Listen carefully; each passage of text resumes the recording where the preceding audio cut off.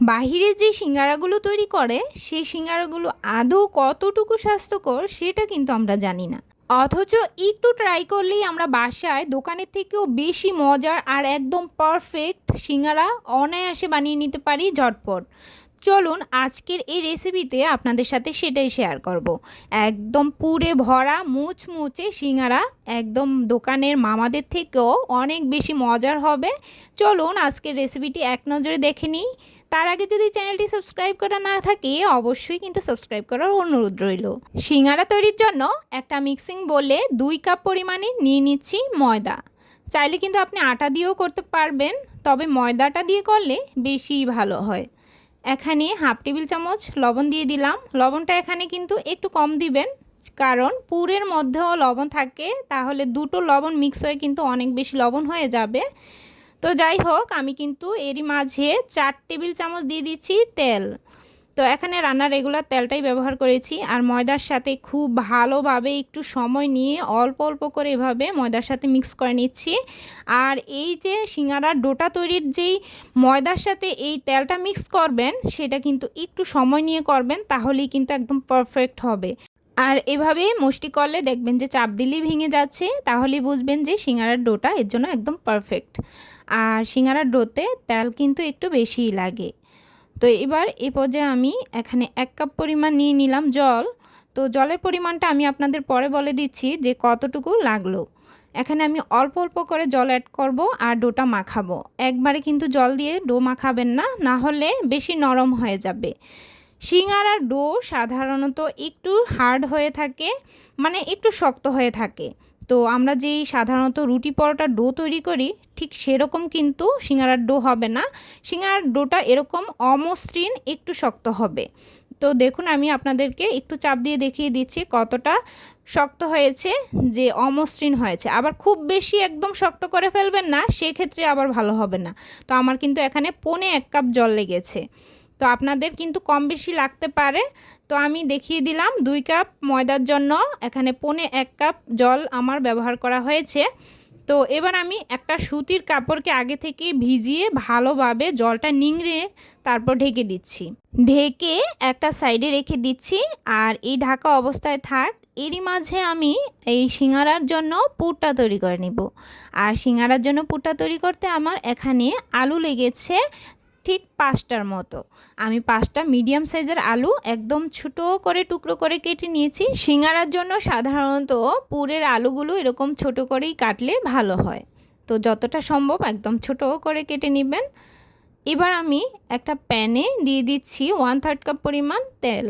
এখানে তেলের পরিমাণটা অবশ্যই কম বেশি লাগতে পারে। তো আমি এখানে 1 কাপ পরিমাণ দিয়ে দিচ্ছি পেঁয়াজ কুচি। এখানে 4টার মতো পেঁয়াজ কুচোনো আছে, একদম কুচি করে কেটেছি। এবার পেঁয়াজটাকে কিন্তু আমি খুব বেশি ভাজবো না, জাস্ট একটু তেলের মধ্যে 2 মিনিটের মতো নাড়াচাড়া করব। এতে করে পেঁয়াজটা একটু নরম হয়ে আসবে। তো খুব বেশি ভাজাও হবে না। ঠিক সেই পর্যায়ে আমি এখানে রসুন বাটা দিয়ে দিলাম 1 টেবিল চামচ। তো রসুনটাকে একটু ভালো করে মিক্স করে 2 টেবিল চামচ দিয়ে দিলাম আদা বাটা। আদা বাটার পরিমাণটা রসুন বাটার চেয়ে একটু বেশি দিতে হয়, তাহলে কিন্তু খেতে ভীষণ ভালো হয়। তো আমি এই আদা আর রসুনটাকে একটু কিছুক্ষণ ভেজে নিয়েছি, যাতে ফ্লেভারটা খুব ভালো আসে। তো এইবার আমি ওই যে আদা বাটাটা ছিল সেই আদা বাটাটার জলটা দিয়ে দিলাম। এবার এর মধ্যে আমি 1 টেবিল চামচ হলুদ গুঁড়ো, 1 টেবিল চামচ দিয়ে দিলাম লাল মরিচের গুঁড়ো, 1 টেবিল চামচ দিয়ে দিলাম জিরা আর ধনিয়ার গুঁড়ো। এই উপকরণগুলো দেওয়ার পর আমি আবারও পেঁয়াজের সাথে কিছুক্ষণ ভালো করে মিক্স করে নিচ্ছি। আর ভালো করে মিক্স করে নেওয়ার পর যখন একটু হালকা ভাজা ভাজা হয়ে আসবে আর একটু তেলটাও ছেড়ে ছেড়ে আসবে, ঠিক সে পর্যায়ে এখানে আমি 1 কাপের মতো দিয়ে দিলাম জল। সিঙ্গারা তৈরির জন্য পুরটা যদি টেস্ট ভালো আসে, তাহলে কিন্তু সিঙ্গারাটা খেতেও ভীষণ মজা হয়, কারণ সিঙ্গারার পুরের উপরেই সিঙ্গারার টেস্টটা নির্ভর করে। তো এবার আমি এর মধ্যে এই আলুর টুকরোগুলো দিয়ে দিলাম, সাথে স্বাদ মতো 1 টেবিল চামচ লবণ দিয়ে দিচ্ছি। লবণটা অবশ্যই আপনারা চেক করে দিয়ে দিবেন। এখানে পুরের মধ্যেও যেন খুব বেশি লবণ না হয়, এরকমভাবেই লবণটা দিতে হবে। এবার আলুর সাথে মশলাটা খুব ভালোভাবে মিক্স করা হয়ে গেলে ঢাকা দিয়ে 2 থেকে 3 মিনিটের মতো অপেক্ষা করব একটু বলক আসার জন্য। তো যখন একটা বলক চলে আসবে ঠিক সে পর্যায়ে আমি আবারও নেড়েচেড়ে ভালো করে মিশিয়ে নিব। আর আমি বাদাম আগে থেকেই ভেজে তারপরে একটু গুঁড়ো করে নিয়েছিলাম, সেটা আমি এর সাথে অ্যাড করে দিচ্ছি। চাইলে কিন্তু আপনারা গোটা গোটাও রাখতে পারেন। এটা দিলে কিন্তু খেতে ভীষণ ভালো লাগে, টেস্টটা কিন্তু অনেক ভালো আসে, সেজন্য দিয়ে দিলাম। তো এই বাদামটা যেহেতু আগে থেকেই ভাজা ছিল তাই শেষের দিকেই দিয়ে দিলাম। তো ভালো করে মিক্স করে এবার লো আঁচে কিছুক্ষণ ঢেকে রাখবো যাতে আলুটা ভালোভাবে সিদ্ধ হয়ে যায়। তো দেখুন আলুটা কিন্তু একদম ভালো মতো সিদ্ধ হয়ে গেছে। আর আমি এখানে শেষের দিকে একটু গরম মশলা দিয়ে দিলাম, চাইলে এখানে আপনারা ধনেপাতাও দিতে পারেন। তো আমি ভালো করে গরম মশলার গুঁড়োটা দিয়ে মিক্স করে এবার আমি আপনাদের দেখিয়ে দিচ্ছি আলুটা কত ভালোভাবে সিদ্ধ হয়ে গেছে। তো দেখুন আলুটা কিন্তু খুব ভালো মতো সিদ্ধ হয়ে গেছে। তো এবার এরকম শুকনো শুকনো করেই কিন্তু নামিয়ে নিব, কারণ সিঙ্গারার পুরটা অবশ্যই এরকম শুকনো রাখতে হবে, কোনো রকম ভিজা ভিজা ভাব থাকবে না। তো এবার নামিয়ে একটা সাইডে ঠান্ডা হওয়ার জন্য রেখে দিলাম পুরটা।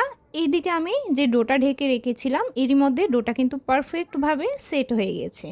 তো দেখুন ডোটাকে আরও একবার একটু মথে নিচ্ছি। মথে নেওয়া হয়ে গেলে ভালোভাবে এর থেকে আমি 2টা লেচি বড় বড় সাইজের কেটে নিব। আর প্রথমে 2টা লেচি কেটে নেওয়া হয়ে গেলে আবারও আমি ঢেকে রাখছি যাতে উপর দিকটা ড্রাই না হয়ে যায়। এবার একটা লেচি রুটি বেলার পিঁড়িতে নিয়ে নিলাম, একটু লম্বা করে রোলের মতো করে নিয়ে নিচ্ছি। আর দেখুন রোল শেপে করে নেওয়ার পর এর থেকে আমি টুকরো করে নিচ্ছি।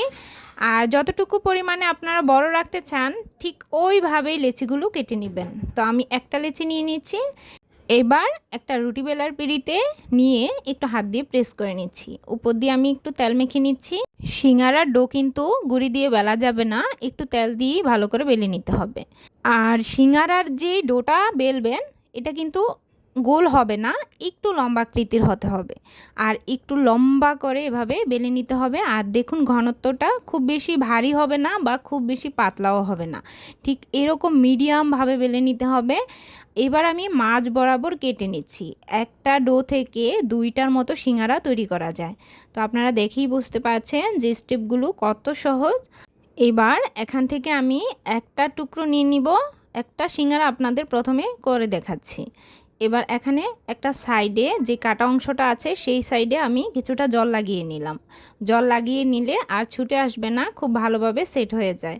এবার একটা সাইড থেকে এনে আরেকটা সাইডে একটু ভাঁজ দিয়ে দিলাম, কোনাটা বের করে নিয়েছি। কোনাটা খুব ভালোভাবে বের করে নিতে হবে আর একটু চাপ দিয়ে ভালোভাবে কাটা অংশগুলো সেট করে নিতে হবে।